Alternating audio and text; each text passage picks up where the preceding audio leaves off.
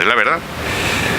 Estamos ya por finalizar el 7º mes del año 2016 y escuchando las declaraciones que formula el señor ministro de Comercio Exterior, el señor Cassinelli, de que se va a pedir al Parlamento Europeo que se adelanten las sesiones porque el tiempo vence en diciembre. ¿Cree usted que se puede llevar efecto el acuerdo comercial para no afectar a los exportadores ecuatorianos a Europa?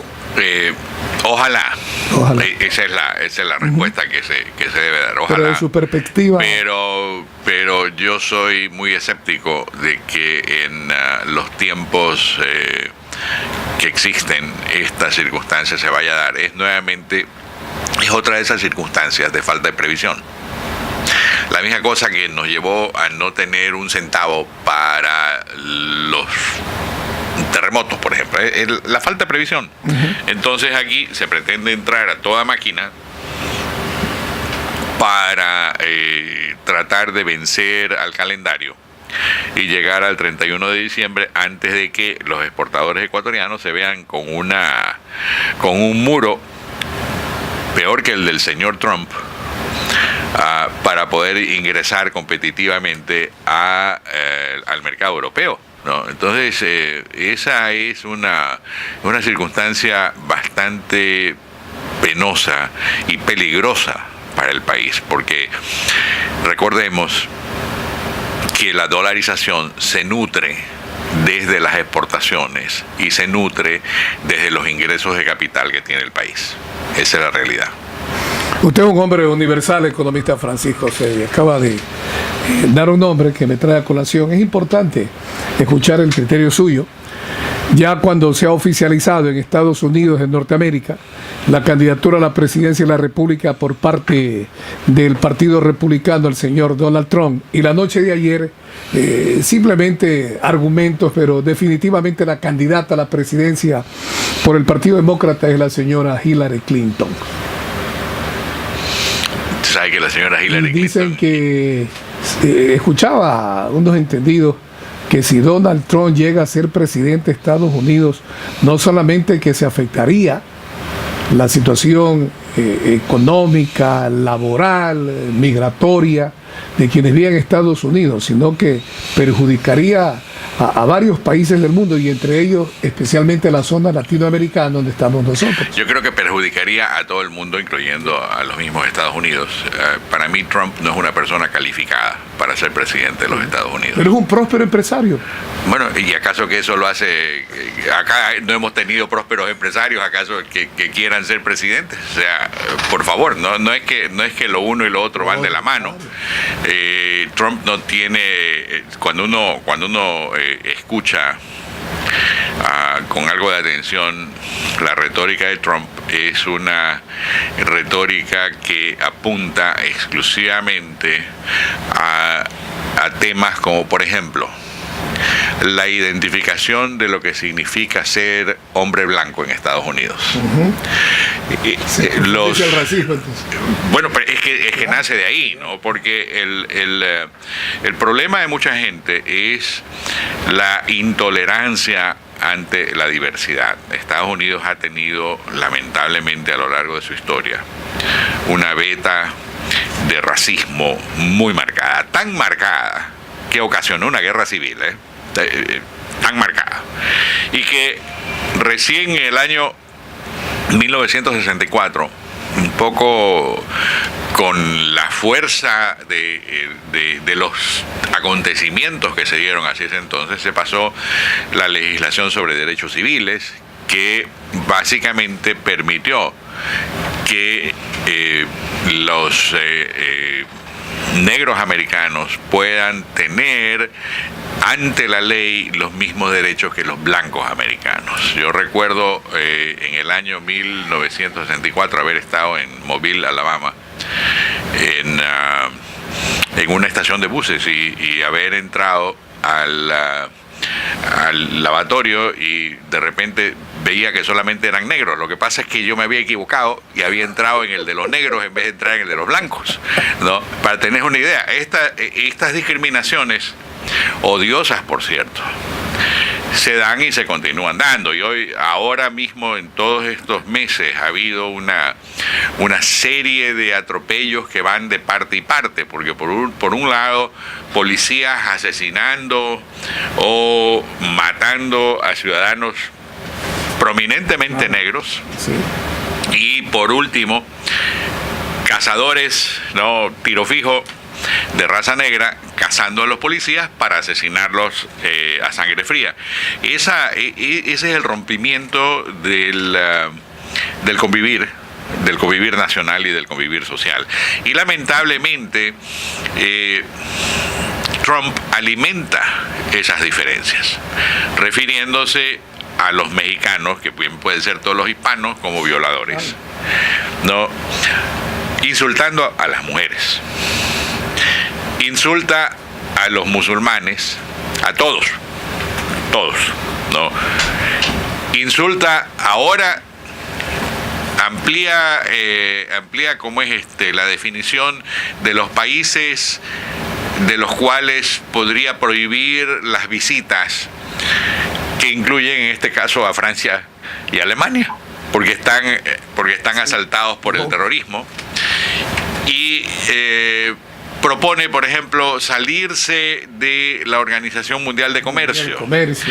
El momento que eso ocurre, El Tratado del Pacífico. se desbarata toda la estructura de comercio internacional, de libre comercio internacional, que le ha dado, ojo, lo que voy a decir, le ha dado a este planeta la mejor corrida de todos los tiempos en la historia de la humanidad respecto de la prosperidad, porque es el libre comercio el que alimenta la prosperidad. El momento en que ocurre que, por ejemplo, Estados Unidos se sale de ahí, se sale de la Organización Mundial de Comercio, entonces ese mismo día se erigen barreras arancelarias, ¿no?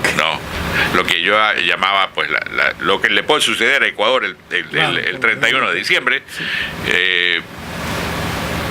ocurriría a nivel universal. ¿Qué es lo que eso significa? Significa que habría un rompimiento total de la estructura económica mundial y las veríamos bien negras, ¿eh?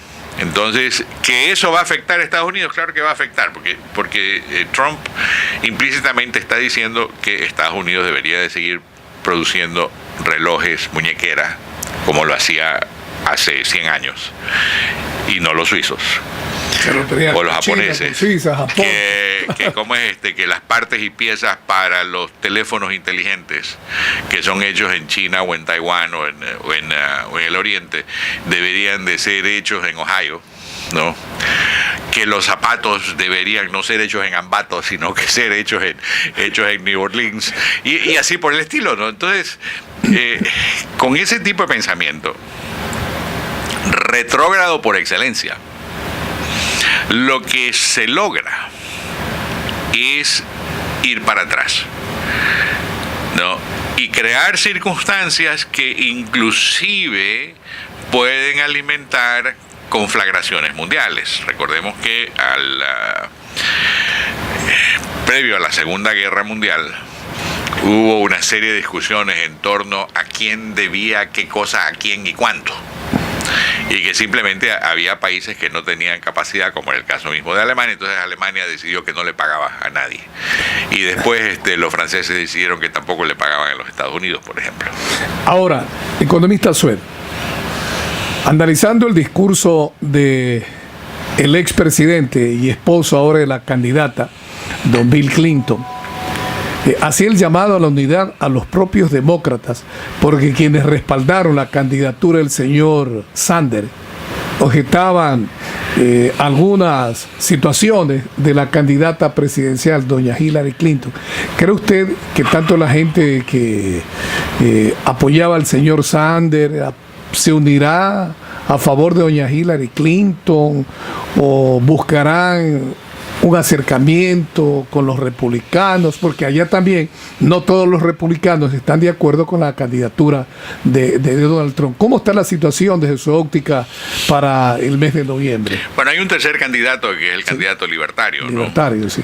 Que tiene 9% del voto. Ese 9% del voto, curiosamente, puede ser el fiel de la balanza, definitivamente. ¿A quién le quita más? Básicamente es eso, ¿no? Eso ocurrió cuando el presidente Clinton fue electo.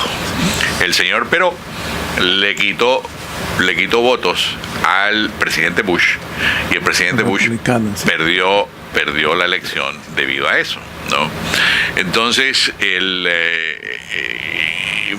muchas veces estos factores que ni siquiera se los toma en cuenta, de repente son los que determinan la situación. Ahora bien, la señora Clinton tiene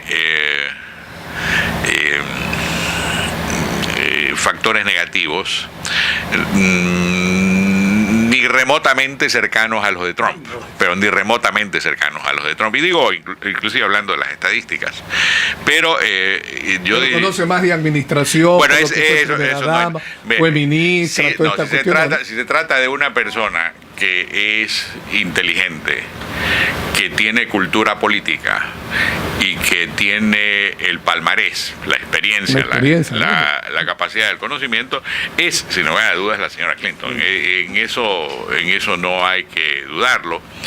Y pero el problema es el bendito problema de los correos, ¿no? Sí. Que la verdad es que me sorprende, honestamente me sorprende, que haya caído en una violación de procedimiento tan elemental como esa, ¿no? Porque ella utilizaba toda lo que utilizaba es un BlackBerry para enviar y recibir correos, ¿no? Que puede ser una buena propaganda para los BlackBerry, para aquellos quienes todavía utilizamos BlackBerrys. Pero lo cierto es que de todas maneras no ha parecido todavía como que hubiera habido una violación de la privacidad. De repente a nadie se le ocurrió que ella pudiera ser tan descuidada que mandara los correos a un servidor que, por cierto, estaba localizado en su propia casa, ¿no? Y que nadie, o parece que tal vez alguna vez hubo una intentona de hackear o de penetrar las defensas del servidor, pero no se dio. Lo cierto es que si los hubiera mandado al Departamento de Estado, los hubiera publicado Wikileaks. Eso le aseguro, ¿no? Eso le aseguro, ¿no? Pero en fin, ya pasó el tema en lo de Benghazi, que fue una crisis importante, porque asesinaron nada más y nada menos que al embajador americano y 4 o 5 Marines. Y por cierto, los republicanos utilizaron a la madre de uno de los muertos para que ella diga que la señora Clinton había asesinado a su hijo. O sea, un poco traído los cabellos también. Pero en el fondo es, ¿quién, por ejemplo, podría responder por los 3.000 muertos de las Torres Gemelas? Era tiempo de los republicanos. Claro. ¿No? Y eso fue en Estados Unidos, encima de eso, no fue en Libia, no fue en el medio. No, en pleno Nueva York, por favor, ¿no? 3.000 personas muertas en un solo día. Entonces, ¿quién es el responsable? Bueno, sin lugar a dudas que una vez que estas cosas y estos eventos ocurren, hay que hacer